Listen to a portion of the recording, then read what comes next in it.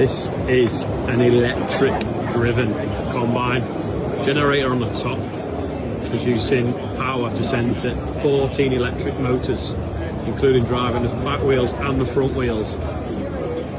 It boosts to 600 horsepower because it's got a battery connected to it as well.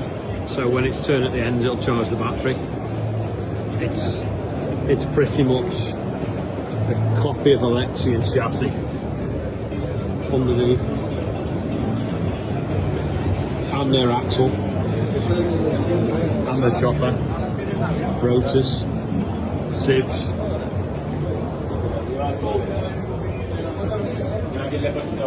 Motor that drives the rotors is huge up there.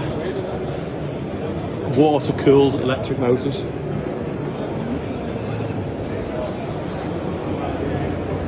Fans driven by an electric motor. Headers driven by an electric motor.